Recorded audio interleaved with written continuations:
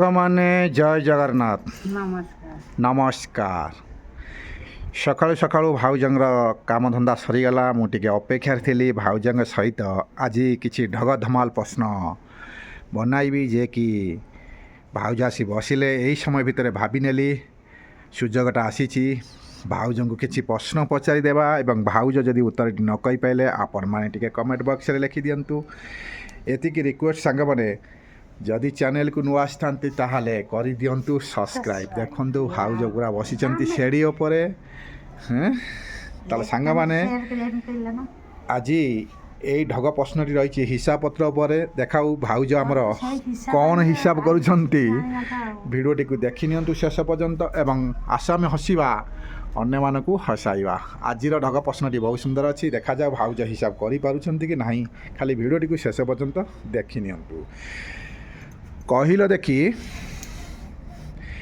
1 KG ଆଳୁର ଦାମ 18 ଟଙ୍କା ହେଲେ 18 କେଜି ଆଳୁ କିଣି ଦୋକାନୀ ଜଣଙ୍କୁ 500 ଟଙ୍କା ଦେଲେ ଦୋକାନୀ ଭାଇ ତମକୁ କେତେ ଟଙ୍କା ଫେରେଇବେ? ସାଙ୍ଗମାନେ ଭାଉଜ କ'ଣ ହିସାବ କରିବେ ଆପଣମାନେ ଭାବନ୍ତୁ। ସାଙ୍ଗମାନେ ମୁଁ ଆଉ ଥରେ କହିଦେଉଛି, ଆପଣମାନେ ଭଲ ଭାବରେ ଶୁଣି ନିଅନ୍ତୁ। କହିଲ ଦେଖି, 1 କେଜି ଆଳୁର ଦାମ 18 ଟଙ୍କା ହେଲେ 18 କେଜି ଆଳୁ କିଣି ଦୋକାନୀ ଜଣଙ୍କୁ 500 ଟଙ୍କା ଦେଲେ ଦୋକାନୀ ଜଣଙ୍କ କେତେ ଟଙ୍କା ଫେରେଇବେ? ସାଙ୍ଗମାନେ ଭାଉଜ ପଡ଼ିଲେ ଚିନ୍ତାରେ। ଦେଇ ଦିଅନ୍ତୁ ଆପଣମାନେ ଉତ୍ତର। ଭାଉଜ ଟିକେ ଗାଲରୁ ହାତ କାଢ଼ିବେ, ନହେଲେ ଏଇଭଳି ଚିନ୍ତାରେ ରହିଥିବେ। ସାଙ୍ଗମାନେ ଆଜିର ଢଗ ପ୍ରଶ୍ନଟି ବହୁତ ସୁନ୍ଦର ହୋଇଗଲା। ଆପଣମାନେ କମେଣ୍ଟ ବକ୍ସରେ ଲେଖିଦିଅନ୍ତୁ। ଭାଉଜଙ୍କ ଆଙ୍ଗୁଳି ଗଣା ଏବେ ଚାଲିବ, ଆପଣମାନେ ଖାଲି ଦେଖନ୍ତୁ। ଆଜି ଢଗ ପ୍ରଶ୍ନଟି ବହୁତ ସୁନ୍ଦର ଅଛି। ଆପଣମାନେ କମେଣ୍ଟ ବକ୍ସରେ ଲେଖନ୍ତୁ। ଭାଉଜ ବସିଛନ୍ତି। ଏହି ସମୟ ଭିତରେ ଭାବିନେଲି କିଛି ଢଗ ଧମାଲ ପ୍ରଶ୍ନ ପଚାରିଦେବି ହିସାବ ପତ୍ର ପରେ। ଚିନ୍ତାରେ ପଡ଼ିଲେ ସାଙ୍ଗମାନେ। କହୁନା ଆଉ ଥରେ କୁହ, ବୁଝିପାରୁଛ ତ? 1 କେଜି ଆଳୁର ଦାମ 18 ଟଙ୍କା ହେଲେ 18 କେଜି ଆଳୁ କିଣି ଦୋକାନୀ ଜଣଙ୍କୁ 500 ଟଙ୍କା ଦେଲ ଦୋକାନୀ ଭାଇ ତମକୁ କେତେ ଟଙ୍କା ଫେରେଇବେ? ପ୍ରଶ୍ନଟି ବହୁତ ସୁନ୍ଦର, ଉତ୍ତରଟି ମଧ୍ୟ ସାଙ୍ଗମାନେ ସୁନ୍ଦର ଭାବରେ ଦେଇଦିଅନ୍ତୁ। ସାଙ୍ଗମାନେ ମୁଁ ଯାହା ଭାବୁଛି ଭାଉଜ ଏ ପ୍ରଶ୍ନର ଉତ୍ତରଟି କହିପାରିବେ ନାହିଁ। ଆପଣମାନେ କମେଣ୍ଟ ବକ୍ସରେ ଲେଖିଦିଅନ୍ତୁ।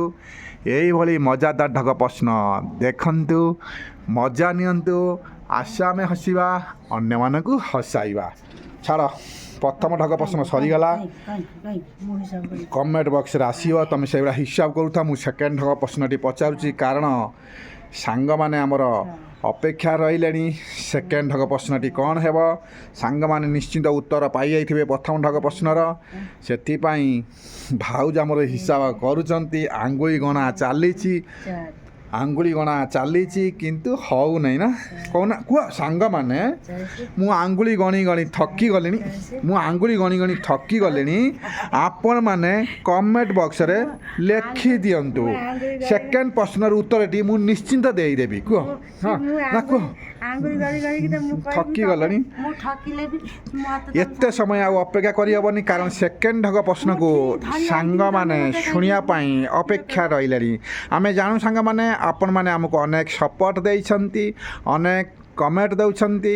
ଆପଣଙ୍କ କମେଣ୍ଟ ଆମ ପାଇଁ ମୂଲ୍ୟବାନ। ଆପଣଙ୍କ ସପୋର୍ଟ ବିନା ଆମେ କେବେ ହେଲେ ଆଗକୁ ଯାଇପାରିବୁନି ସାଙ୍ଗମାନେ। ସେଥିପାଇଁ ଆପଣମାନେ ଆମକୁ ଟିକେ ସପୋର୍ଟ ଦିଅନ୍ତୁ।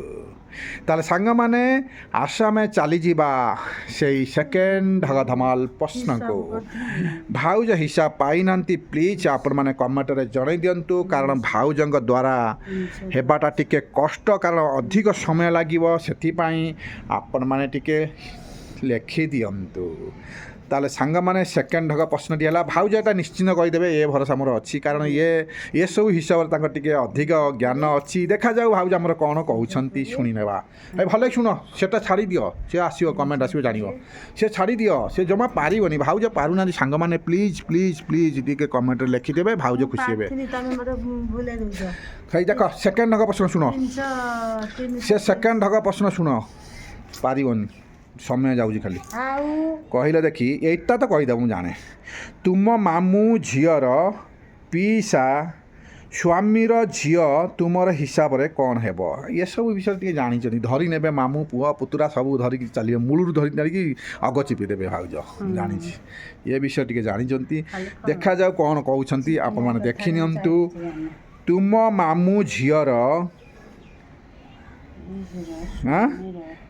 ପିଇସି ସ୍ୱାମୀର ଝିଅ ତୁମର ହିସାବରେ କ'ଣ ହେବ ସାଙ୍ଗମାନେ ମୁଁ ପିଇସା କହିଦେଇଥିଲି ସେଟା ପିଇସି ନା ହଁ ପିଇସି ତୁମ ମାମୁଁ ଝିଅର ପିଇସି ସ୍ୱାମୀର ଝିଅ ତୁମର ହିସାବରେ କ'ଣ ହେବ ସାଙ୍ଗମାନେ ଭାଉଜ କହୁଛନ୍ତି ଭଉଣୀ ହେବ ଏଇଟା କ'ଣ ରାଇଟ୍ ଆନ୍ସର୍ ଆପଣମାନେ କମେଣ୍ଟରେ ଦିଅନ୍ତୁ ସାଙ୍ଗମାନେ ଭାଉଜ ଯଦି ଠିକ୍ କହିଥାନ୍ତି ଆପଣମାନେ ଭାବୁଛନ୍ତି ତାହେଲେ ଆପଣମାନେ ରାଇଟ୍ ଲେଖିପାରନ୍ତି ଭାଉଜ ଠିକ୍ କହିଛନ୍ତି ଲେଖିପାରନ୍ତି ଏଥିରେ ଅନେକ କିଛି ଆପଣମାନେ ଲେଖିପାରିବେ ସାଙ୍ଗମାନେ ଏଇଭଳି ମଜାଦାର ଢଗ ପ୍ରଶ୍ନ ଆମେ ଡେଲି ଅପଲୋଡ଼ କରୁଛୁ ଆପଣମାନେ ଦେଖନ୍ତୁ ମଜା ନିଅନ୍ତୁ ଶୋଇପଡ଼ୁଛୁ କାହିଁକି କିନ୍ତୁ କମେଣ୍ଟ ବକ୍ସରେ ଲେଖିଦିଅନ୍ତୁ ଏତିକି ରିକ୍ୱେଷ୍ଟ ରଖିଛୁ ସାଙ୍ଗମାନେ ଯଦି ଚ୍ୟାନେଲକୁ ନୂଆ ଆସିଥାନ୍ତି ପ୍ଲିଜ୍ କରିଦିଅନ୍ତୁ ସବସ୍କ୍ରାଇବ୍ ଏବଂ ଆପଣମାନଙ୍କ ପରିଜନଙ୍କ ପାଖକୁ ଭିଡ଼ିଓଟିକୁ ସେୟାର କରନ୍ତୁ ସେମାନେ ମଧ୍ୟ ଦେଖିବାର ସୁଯୋଗ ନିଅନ୍ତୁ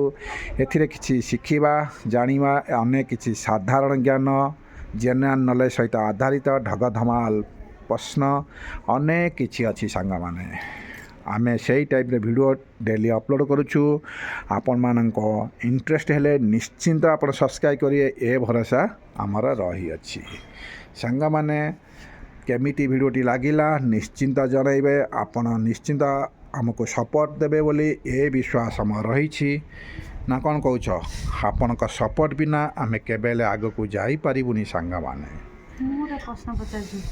ସାଙ୍ଗମାନେ ଆସ ଆମେ ଚାଲିଯିବା ଥାର୍ଡ଼ ଢଗ ପ୍ରଶ୍ନକୁ ଆସିଗଲା ଢଗ ଧମାଲ ସୁନ୍ଦର ପ୍ରଶ୍ନ ଯେ କି ଭାଉଜ ପଚାରିବେ ଏତେ ଦିନ ପରେ ଭାବିଛନ୍ତି ଦେଖାଯାଉ ସାଙ୍ଗମାନେ ଭାଉଜ ଆଜି କ'ଣ ପଚାରୁଛନ୍ତି ପ୍ଲିଜ୍ ଶେଷ ପର୍ଯ୍ୟନ୍ତ ଆପଣମାନେ ଦେଖିଥିବାରୁ ଧନ୍ୟବାଦ ଜଣାଉଛି କିନ୍ତୁ ଭାଉଜଙ୍କ ପ୍ରଶ୍ନ ଶୁଣିନେବା କାରଣ ସମୟ ଅଧିକ ହେଇ ଆସିଲାଣି ଜଲ୍ଦି ଜଲ୍ଦି ପଚାରି ଦିଅ ତୁମ ବାପାଙ୍କର ଜୋଇଁର ଭଉଣୀର ପୁଅର ପୁଅ ତମର କ'ଣ ହେବ ସାଙ୍ଗମାନେ ଭଲ ଭାବରେ ବୁଝନ୍ତୁ ଭାଉଜ ଆମର କି ପ୍ରଶ୍ନ କଲେ ହଁ ଆଉ ଥରେ କର ଶୁଣିବେ ତୁମ ବାପାଙ୍କର ଜୋଇଁର ଭଉଣୀର ପୁଅର ପୁଅ ତମର କ'ଣ ହେବ ସାଙ୍ଗମାନେ ଆପଣମାନେ ଭଲ ଭାବରେ ବୁଝିପାରିଲେ ତ ଭାଉଜ ଆମର କ'ଣ ପ୍ରଶ୍ନଟି କଲେ ପ୍ଲିଜ୍ ଆପଣମାନଙ୍କ ପାଇଁ 3ଟି ପ୍ରଶ୍ନ ଥିଲା ଆପଣମାନେ 3ଟିରୁ ଉତ୍ତର 3ଟି ଦେଇଦେଲେ ଭେରି ଗୁଡ୍ ମାନେ ଆମର ବହୁତ ଭଲ ଫ୍ରେଣ୍ଡ